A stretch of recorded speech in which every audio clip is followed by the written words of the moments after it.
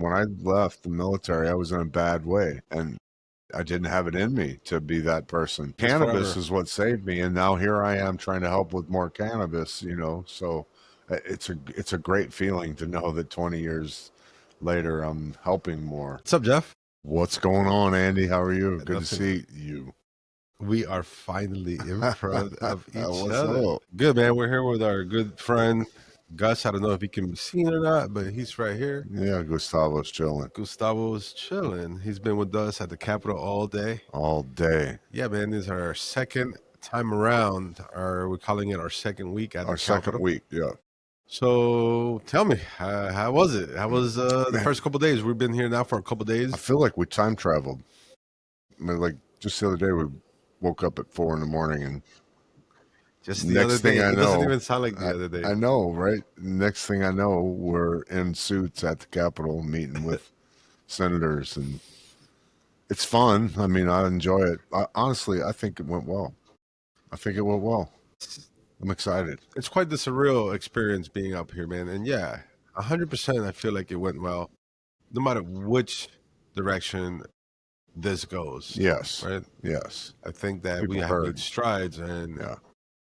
I think at least the people that we've spoken to are on our side. Let's just say like cannabis isn't something that people forget, right? And there's a lot of work that went into that House Bill 555 last year, and a lot of people put in a lot of time and effort in that bill. And there's been a lot of veterans before us that have worked on bills. a lot of people. Period. A lot of people Right? put in a lot of time. So many people mean, on so many levels. So many levels, and you don't really even understand that until like you're there, and you're like, okay, well, now you have the work to do, or you have this senator to follow up with and ask the right questions, and kind of puts a little bit of onus on you, but at the same time you're like, wow, so much work went into this before I even was able to step into this building. There's been so many stairs laid on that path. Hopefully we can carry it to the next level. I think that walking through that building, right, and not seeing just on the cannabis part, but seeing that in that building, and then even the building before that, right, that across the street, Yeah. things that people have come together to create legislation and create laws that have really changed lives, right? And most young people are not into that. Yeah. Eventually they are, and some are, right? And as you get older, or topic comes across the path that makes sense for you, and here we are, right? I never thought I'd be at the Capitol, Florida Capitol, at that, or any Capitol. I've been to Washington D.C., right? But Yeah. I went to the the mall. And I Right. went to the museums and stuff I like don't that. feel political, but the only way to make changes is with policy, and that's part of being political, right? So kind of had to put ourselves in a position to mingle with those politicians and get our point across, right? And like, I'm not a Tallahassee guy. I like wearing t-shirts. That art does look good on the It t-shirt. does look good on these t-shirts. It does. But I mean, I'm comfortable in a suit. I'm comfortable with talking to senators and representatives and talking about issues. I'm comfortable with all that, but that's not like me, right? I'm doing this for others. Like, I think this Well, it's a was it's the a cause right that you time. believe in. Right. No, I think it was totally the right time for us to get involved, because we had that, that failure in that House bill, and left a bunch of people in the lurches knowledge wise, because it was hyped up that it passed. But, I was just looking for answers as to why things were the way they were. And I found out a lot more than I thought it was, and, tried to insert some change. And so we got a representative to run a reduced fee veterans card. So who's the Bill. representative? Representative Valdez, super, super nice lady, loves veterans. It's a great opportunity for us to, it's not free, but like, my hunting and fishing license isn't free. My registration for my car isn't free. I mean, there's a lot of things that aren't free. It's a reduced fee. We're looking at, $15 plus the $2.75 processing fee, which will make it 1775, which just happens to be the 250th anniversary of the Navy, the Marine Corps, That's, the United States. it's I don't know. definitely It a good might be number. time to change. It might be time to change. You know, just I think it's a victory, like to save $60 off of a cannabis registration card every year. And it, honestly, I mean, you tell me, how did you feel when we talked to the lawmakers and brought them this information and knowledge? Seemed like to me that most of them were shocked that it wasn't free or thought that it should be free and didn't understand why it couldn't be free. Yes. Well, after speaking to a few of the ones that are really, at least I feel like they're very sympathetic to the cause and are willing to maybe back us on this. At least I know Representative Valdez is, right? Right. And especially, like I was saying, when the issues hit close to home, most of us either know a veteran or are veterans ourselves or have a family member who's a veteran. And some of these issues really, I wouldn't say they hit close to home. I say that you've lived them. You know, Yeah. Right. we've shared space and moments with these people, and we have experienced them. I, as a veteran who has suffered from PTSD and all of this, I know I've put certain people in my life that I care for during the time that I wasn't yet working on myself. Places that I wish that I didn't, but Yeah. I did, and I Yeah. learned from them, right? So when it gets that close to you, you really understand it in that level from somebody who's just sympathizing with you because they understand that whatever you're going through is hard. You know what I mean? Right. Right. There's that level of Right. like I feel you, Right. but I also know exactly Right. what you're going through, or a version of it, right? Right. My own version, but Right. man, it still hurts the I same. mean, just playing poker and reading the room. When you say these things to lawmakers, it's visible on their face that they feel empathy or whatever for maybe not empathy is the right word. I don't know, but maybe you can tell that they feel for the plight of trying to navigate this money. It's all about money, right? And once the money's released to somebody, it's hard to carve some of that money back out of their hands, right? Yeah. And so nobody really wants anything for wants to give that money away. So making a free card would be hard. So what's the next best thing? I think is like to negotiate out whatever it might be in the way of saving a veteran $60 instead True. of $75. Right? Seemed like the next logical step And to come to a conclusion or a solution, right? right, and like when you talk these things out, you can see people's face go, "Oh, makes sense to me." And Right, especially that it's somewhat mirroring things that are already effective and working for veterans. yeah, You know what I yeah, mean? And it's not an alien. Nobody's carving a new path here. yeah. No, it's We not just, like we're yeah, we're just yeah, asking you to utilize some of your already in use policies and practices into this new way of looking at how to treat this ID card for veterans. You know? right. I mean, and it's been really eye-opening for me because there have been many bills in the past that have run similar things, and either something's got attached to it, or if it didn't get support in the Senate, or whatever it might be. And there's many representatives in the House that have carried different cannabis bills for veterans. It will Senator Val, I mean Representative Valdez was like Representative Valdez was super excited, and and she didn't say that out loud, and I may be putting words in her mouth, but like we were told she already had a full schedule and her switched her schedule up to carry this bill. So I mean that shows, I think, to me that people are listening and want to do the right thing.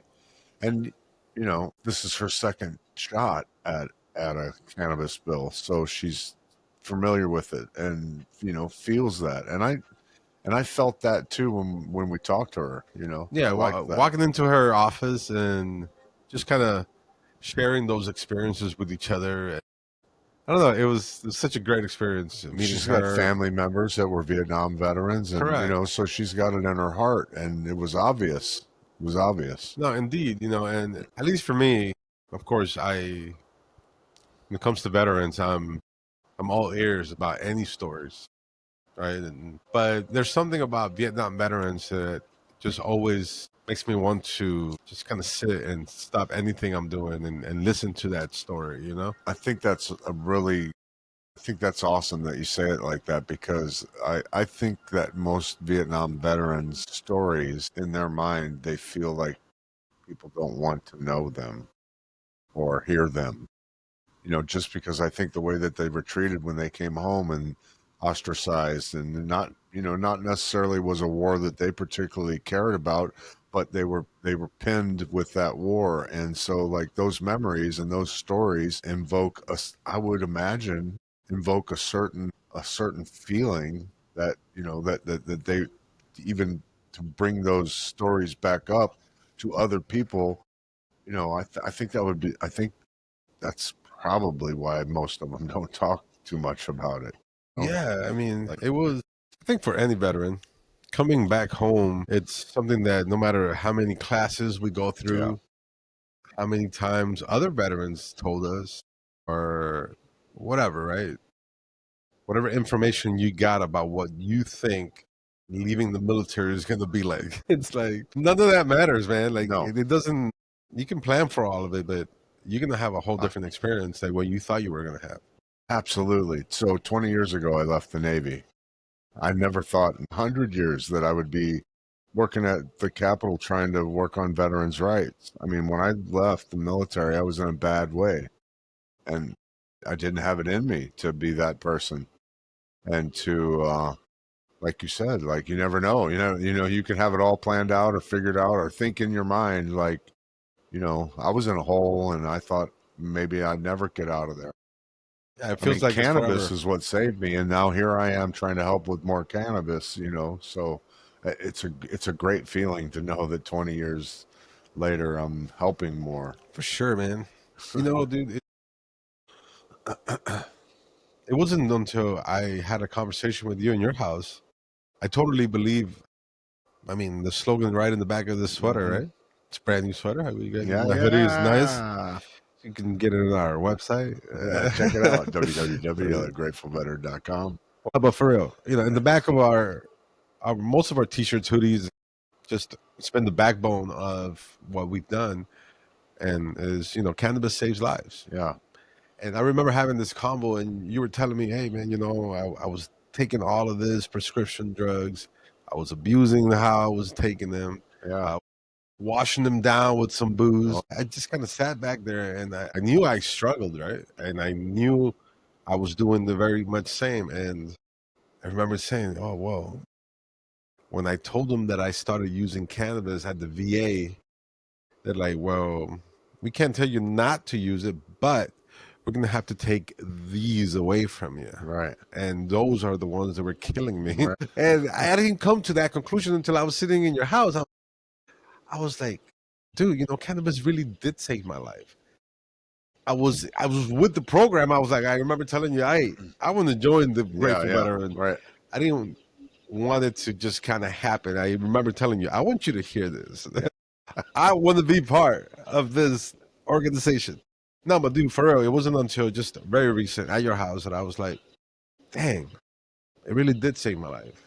I'm not just here for the cause because I believe in it Yeah, or that yeah, I know it right. saves lives.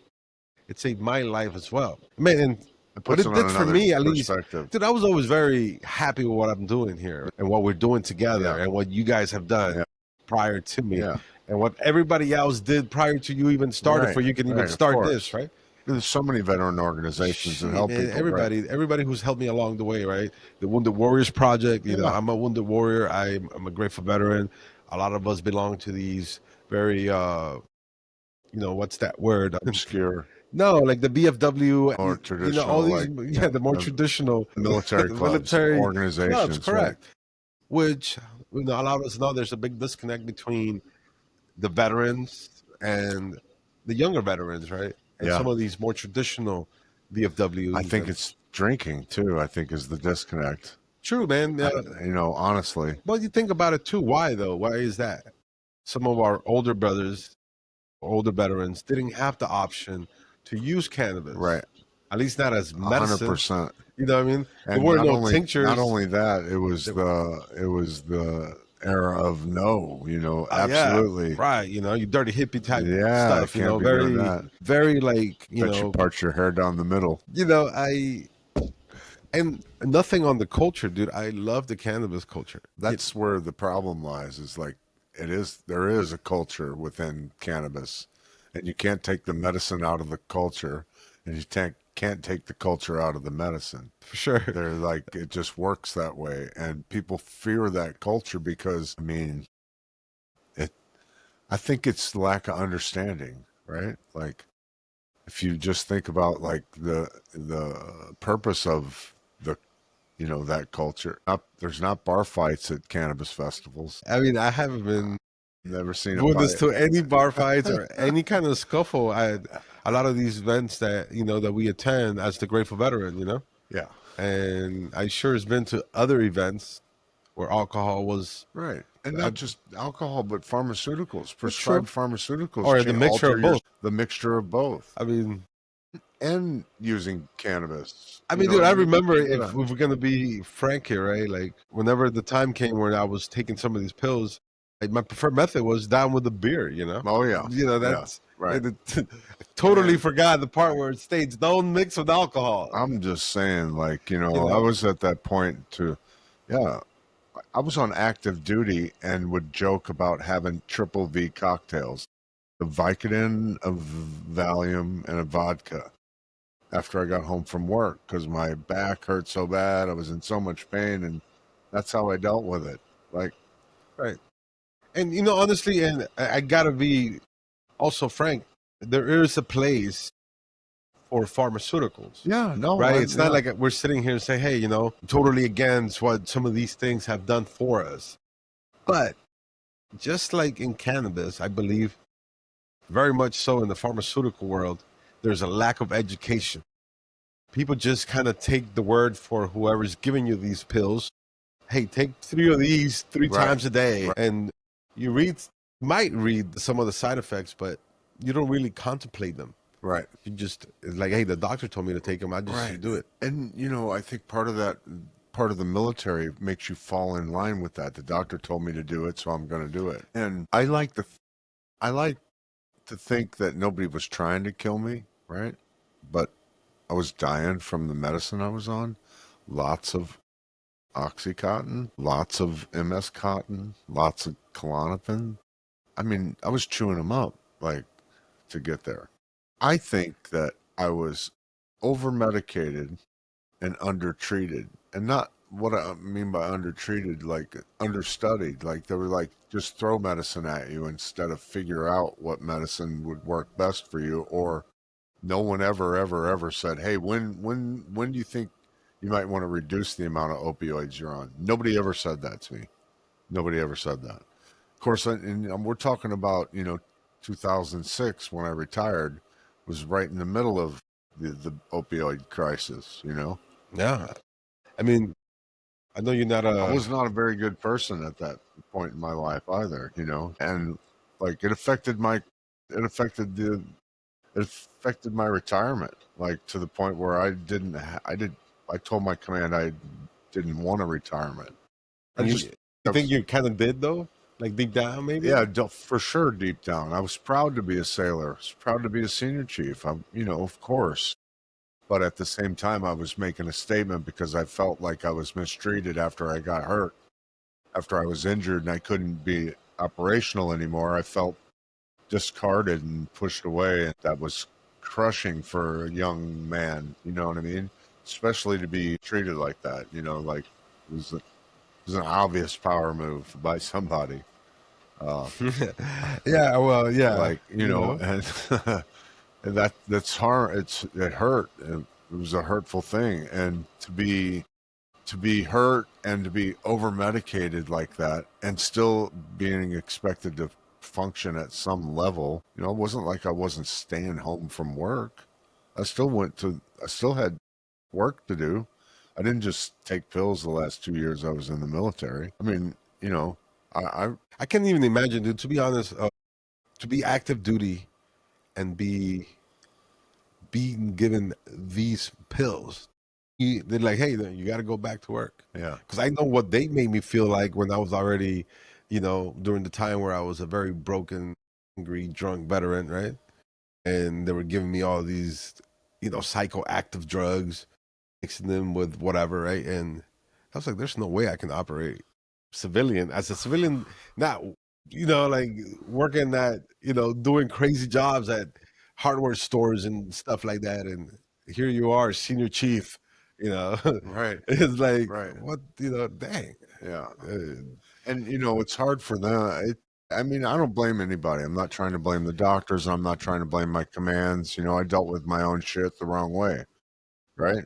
I take ownership for all that. I mean, I'm not trying to say that this did me like this or whatever, but for sure. like it was a struggle for me to continue to go to the doctor. I had 3 ankle reconstructions. Each one was 16 weeks convalescent leave. That's 4 months because you can't walk on it at all for 4 months. You can't put any pressure on it. I hopped around literally, All right. and then there was a bad surgery, and so I was really never afforded an opportunity to come off of opioids completely because I was always still recovering from the last surgery, you know? And that's really what got me bad was like, and I don't want to say I was an addict or anything like that, but I definitely knew when my shit was due. I definitely knew when I was running out. I definitely knew, like, hey, I don't want to get too far away from home because I want to be able to get back to my warm itchy feeling. You know what I mean? You had Like, a name for it. so, and I come from a family of addicts, so I recognize that in me. And well, I didn't, my cousin did, but that screamed loud and clear through my head because I knew. I mean, even when I was in the service drinking and stuff running around, I would always like when I would go to the bathroom, check in the mirror, like, man, you're looking fucked up. Well, You know what I mean? I always try to keep myself in check. And so like that was a real wake up call for him to call me out on all these alarm bells going off in my head when he's saying it, I'm hearing it. Check mark, check mark, check mark. You know how many are in your bottle. You're mad at your doctor if you don't fill your script. You don't go to the pharmacy because if they don't have all your meds, right. eh, right? And No, so like those are all super triggers, and they were that I didn't realize that like it was that obvious that I had issues with the medicine that I was on. You know what I'm saying? It kind of brought all that to focus for me. dealing with, like you called it, what is it that you said? Over medicated Yeah, and undertreated. Yeah, undertreated. If it goes for a long time, it can get really chronic, man. And it gets to a point where sometimes it takes a village, like they say, right? right. For you to come back from that. And, I know a lot of people, and there are even organizations named after the 22 a day, right? I did some research on it recently.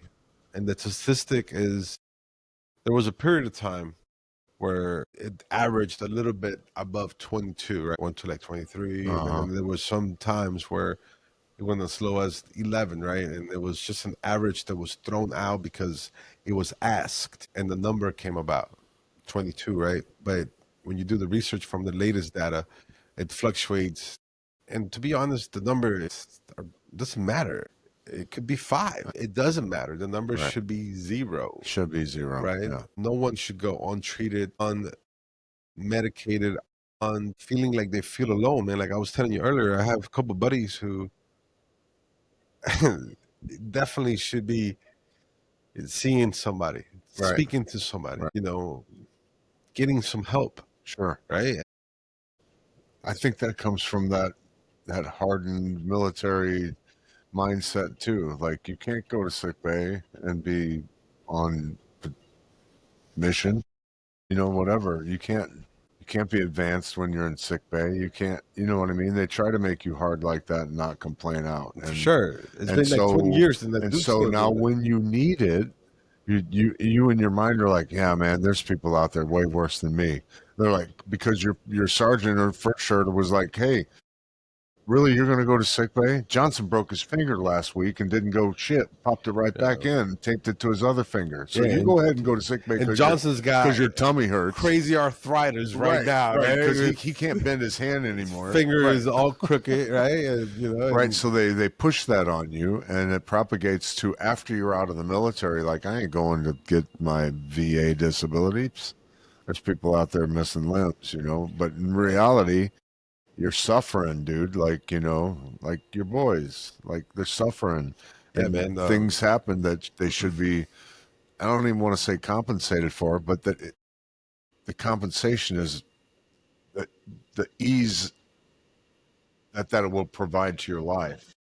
You know, the extra that makes a little bit of the worry and stuff go away from. You know, I'm not saying money fixes anything, everything, but it sure does. It sure does help. No, man, it helps more than I think a lot of people. Life changing. Think about this, especially nowadays, right, where things are pretty crazy. You cannot give yourself the ability or the chance to go get treatment because you have to bust out 40 plus hours a week because you got to be the provider. You got to pay, right? Or you got to provide for yourself if you're single, right? If you don't have a family or whatever. Yeah. And this great gas is fire, dude. I'm just saying. Yeah, we did stop by Planet 13 over here in Tallahassee earlier today. I mean, we stop here every time we come. Yeah, I like that store. It's got a good vibe. They're really cool to us. Yeah, dude. But I'm not gonna lie, I might have lost track of a conversation. I don't know, but yeah, no, for real. This grape gas is on fire. The grape gas is good. I do like it. Just saying. You know, I don't know what the heck I was talking about. Hey, and if you go into Planet 13, you can use the Grateful Veteran nonprofit code to get your extra 13% off, or Andy Don Art Studios. Yeah, that one's just working. Sure, man. I'm super excited. We're getting ready to interview another person. Yeah. Tyler Rookie Randall. That's right, man. Bare knuckle boxer. Yeah, man. It's fighter. Let's say fighter. Cool. Bare knuckle fighter. He's a fighter. It's gonna be cool. I'm looking forward to having him in the studio. I'm looking forward to it. We talked a little bit this weekend. Like you told me you got your ass whooped a couple times. Well, I've been in some scraps too, right? I did, man. I'll tell you one thing. I wouldn't fight that dude for $1 million. He'll hit me so many times I feel like I'm surrounded. Hey, listen, man. Yeah, dude. It's going to be cool. I'm going to have him in the studio back in Cape Coral. Right now we're in Tallahassee, right? But we're going to go back to Cape here in a few days, and I'm going to do a photo session with him as well. Oh, right. Yeah, I've always wanted to photograph, you know, a fighter. I never had the opportunity, so I think this is it's gonna be perfect. I'm really, really looking forward to it, man. Do you got like a spritz? You're gonna put him in his shorts and spritz him down? I don't get it. What do you mean photo? You're gonna do like a Portuguese, you know, stuff that he could probably use. Like poses? No, dude, you know, like he could use it on some of his posters. Like this. No, it's gonna be dope. Okay. Listen, don't be hating because you know he still got some hair, and I'm not sure what's happening. All hair except Gus, buddy Gus over here. No, for sure, dude. I think it'll be really cool. You know, he's got a really powerful story, and it's inspiring. And to put it on tape with us, you know, Planet 13 sponsors him too. So shout out to them for doing that. You know. Oh man. It feels good to partner up with companies like Planet 13, man. I don't know, dude. It's just there's a lot of talking that goes on, and you know people mean well, right? And it's not that they don't, right? I understand that sometimes it takes a little bit more than what somebody can actually offer, right? Yeah, and I think that people in Planet 13, whoever spread the message, really believe in the cause. They understand. They backing us up, man. So I appreciate them. Shout out to everybody in Planet 13 for real. All the time. Yeah, because that's it, 100%. When they called and talked to us about something they wanted to do, there was no questions about it. Once it was done, they pushed it, went through, they came back again.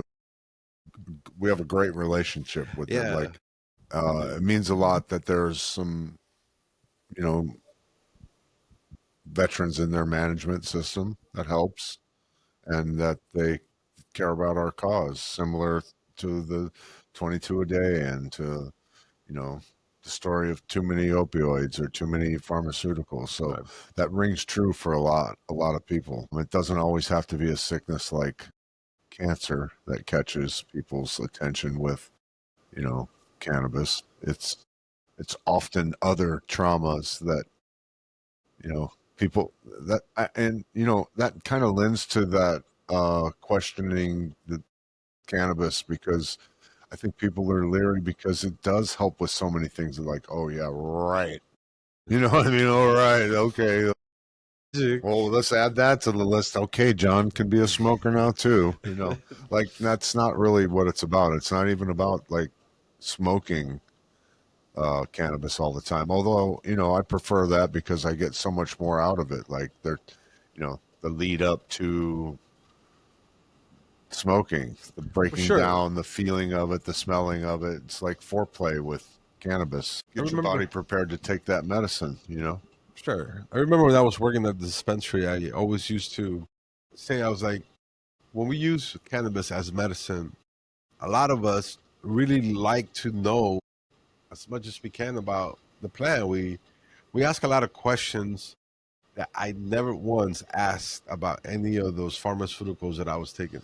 So true. You So know? true. Like, you know, what, you know, like the specifics of the cannabis that you're using, the For sure. terpene Things like the profile or terpenes whatever. and all of that. How's this going to make me feel? You know, I remember them adding medication. Oh, you need to take this to protect your liver. Well, what is it going to do for me, or how's it going to make me feel, or what will it do? I didn't For ask sure. none of them appropriate questions. Not And, once. you know, so you do 20 years in the military, you're retiring around 40 years old, right? Give or take, yeah. It's relatively young, right? And, you know, a lot of damage can be done in 20 years. For sure, dude. So let's shorten it down to 10 years, like, and you get hurt in the military. So now instead of 40, you're 30 years old, and you're hurt, broken, and on too much medication.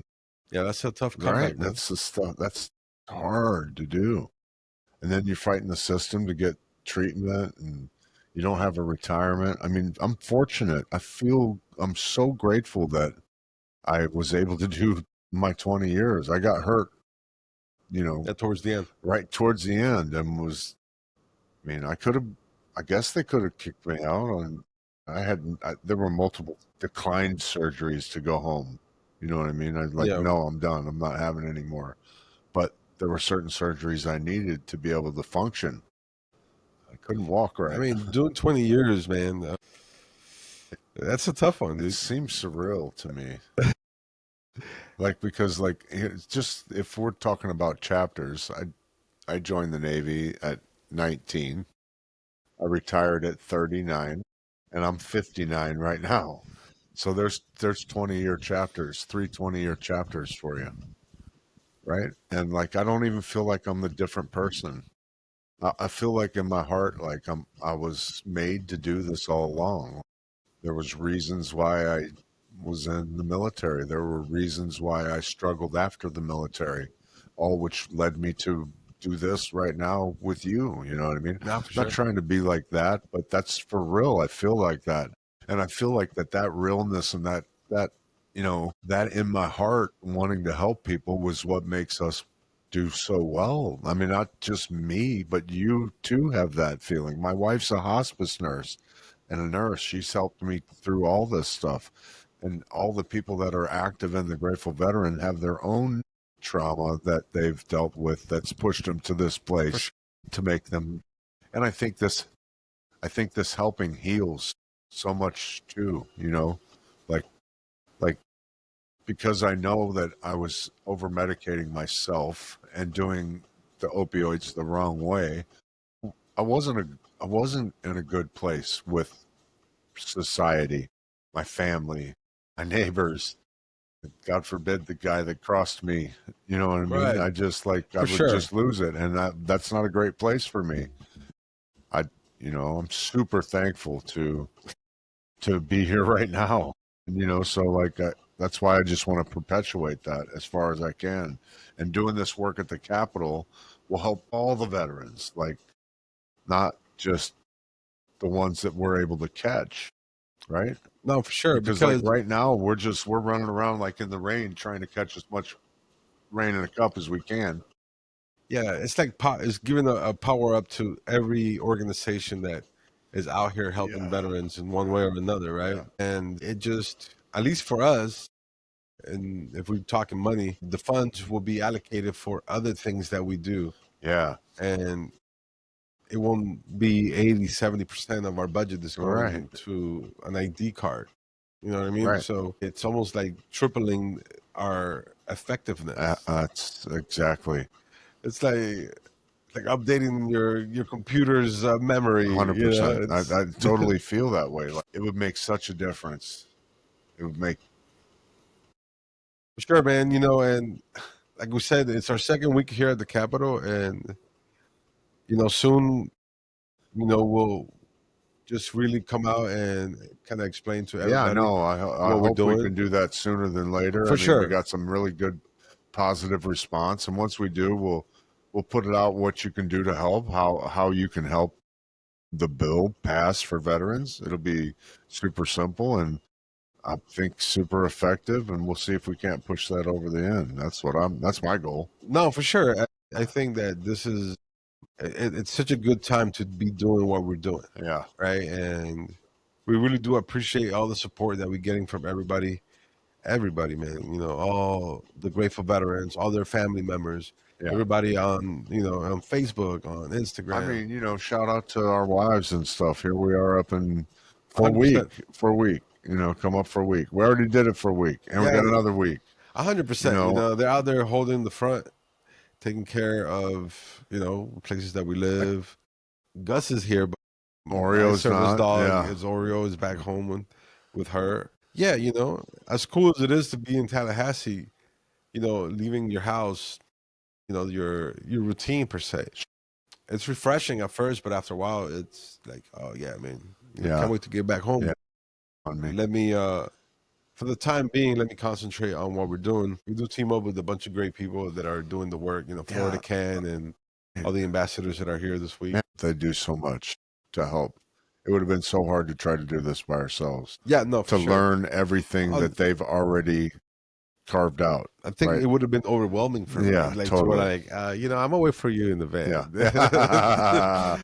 See what you can do. I'll be Yeah, here. I got to charge my phone. So anyway, let me know how it's going. But either way, man, yeah, thank you for sharing Yeah, this was this great. this I'm combo. glad that we, finally did both of us on one Yeah, or for sure. three, whatever You know, screens. yeah, and I'm happy to be here and just kind of share. That's kind of what I wanted to talk about was whys. Why this? Why the Grateful Veteran? Why do we do what we do? That's good.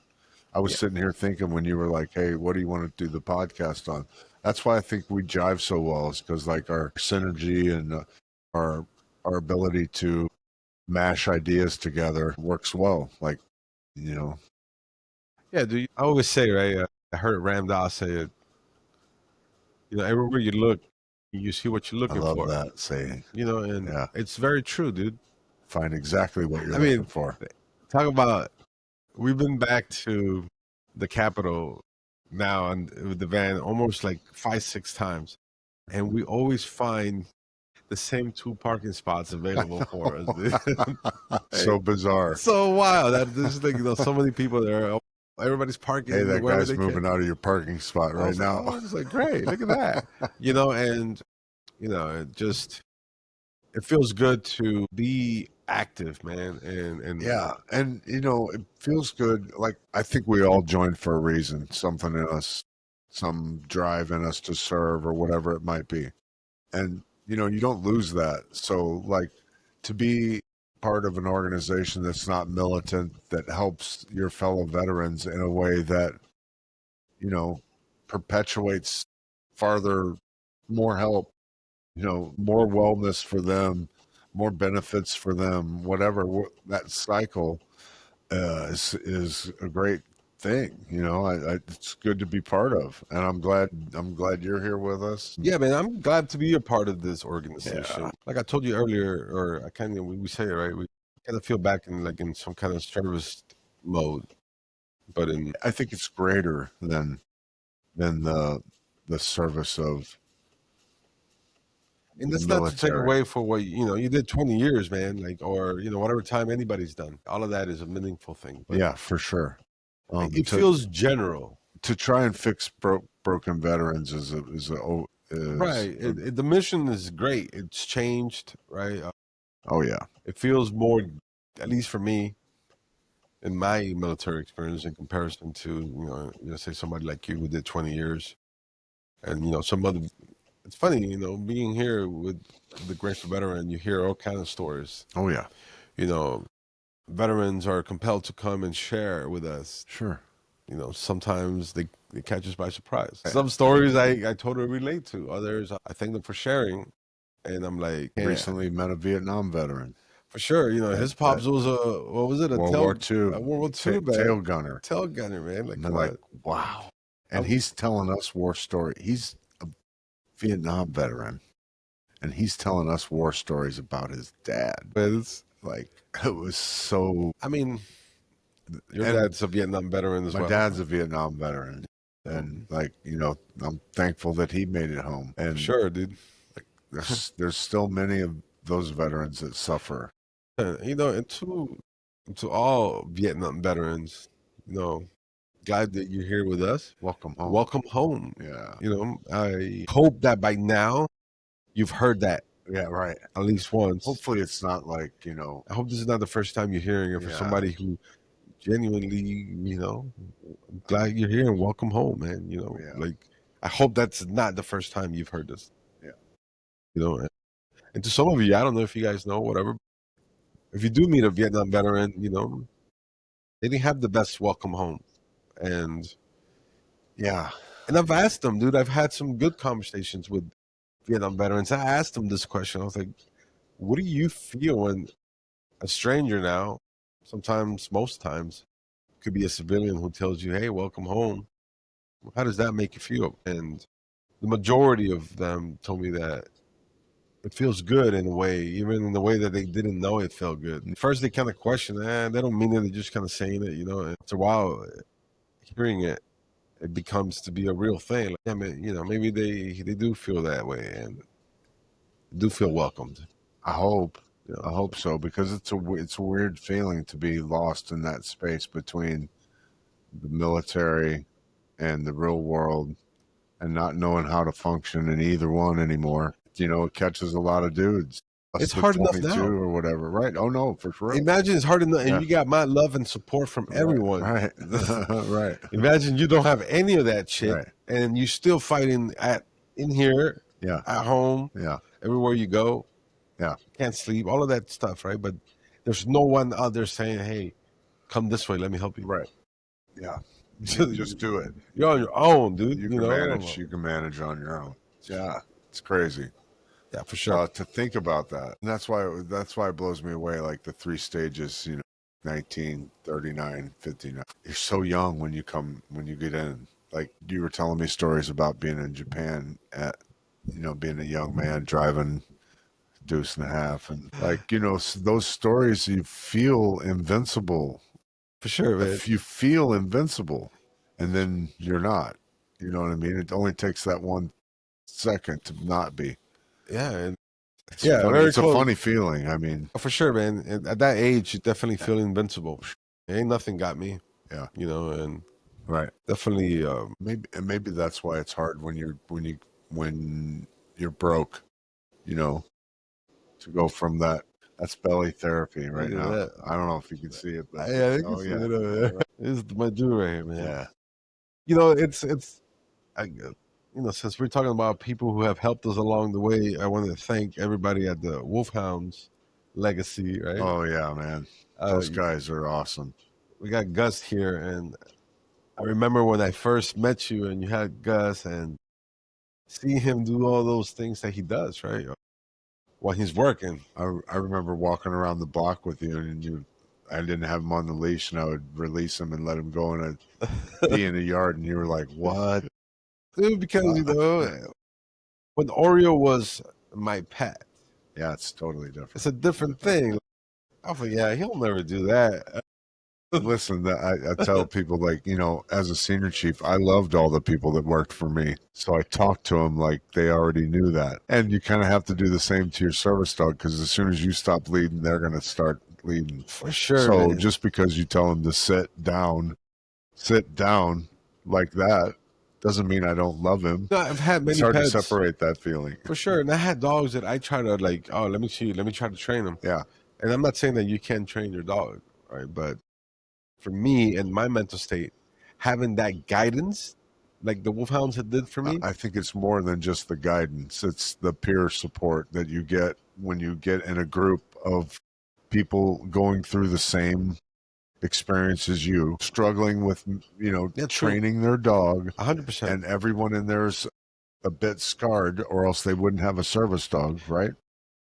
They're all functioning as a group again, and It felt kind of like a platoon somewhat. right. And it's a good feeling. It's a good feeling to see. I would imagine, like, if you were a drill sergeant and you get these knuckleheads coming in and none of them could keep step, and then at the end they're all like, "Hey, telephone," everybody's in step, marching on. That's got to be a good feeling to see all these knuckleheads finally get it, right? So it's kind of the same thing when you go to dog school, because there's so much stress about, oh, you got to do this, you got to do this, and make sure you say the same word. You got to keep them on your right side or your left side, whatever. It's overwhelming in your head. Like, I'll never be able to figure this out. Why can't I just have my pet? 100%. That I didn't know. It's like Oreo, this miniature schnauzer, super militant. Like, he's got a long and tight. Oh yeah, long and tight. Yes. And now watching him perform and watching him pass the test, and you guys like, oh, you passed. I was learning like, to lay down. Yeah, that was like, it took me forever, and then you're like, yeah. I was like, here, watch Oreo for a few days, and I come back and he's laying down. I was like, what is going on? I felt betrayed. It's like, you knucklehead. As do I right now. Well, there's no space over there, so yeah. I guess I'm. Yeah. All right. Oh man. Anyway, man. Shout out to all those people. Thank you for being here. We are in Tallahassee, man. We are back in the capital week 2, and we're just here having a conversation. So thank you, man. Yeah, for sure. It was fun. Look forward to many more. Yeah, this was cool. We'll probably have another one tonight. This is our first mobile setup. So, yeah, this is cool. I feel good about. As a photographer, I never touched videography. I was like, oh no, man, I'm good. And never bothered to learn. And then all of a sudden, I just had the itch for it. I was like, oh, we started with the phone, and then as I started doing things, and I know that months from now, or whatever time from now, like that long from now. Aren't you glad though that we didn't like jump in and it just kind of progressed? Like 100%. I think that's the best way to do it. Like, it wasn't until I knew whatever gear I had couldn't perform what I wanted to do that I knew it was time to move on to the next piece. So yeah, having the mobile stuff, and I'm sure we'll get it together. Yeah, I'm holding this on my hand, and the mic does this and whatever. But we did have a wire coat hanger rigged up that he could put over his shoulders and hold that thing right in front of him. It would have been good. We might still do that. And the funny thing is, my phone died here a while ago, and did it? Oh yeah, for sure. So but we're still here with that, and I think yours is good. So cool. So yeah, dude. Like I guess I'll leave you guys with this. If anybody out there's, I think we found a lot of relief and a lot of therapy in working together in a lot of these art projects that we do. Yeah, and it's something that I want to explore continuously. And if anybody's out there trying to get started, man, whatever you're trying to get started with, find some expression, some artistic expression. It feels good, man. It'll feel accomplishing, and you feel there's all sorts of emotions that you will feel a sense of pride and relief and thoughtlessness that you didn't know you can achieve. So yeah, for sure. Anyway, we'll talk to you guys later. Yeah. Peace. Yeah, buddy. Peace out. Time for some hip hop chicken. Some hip hop chicken? Yeah, that's this one. I gotcha.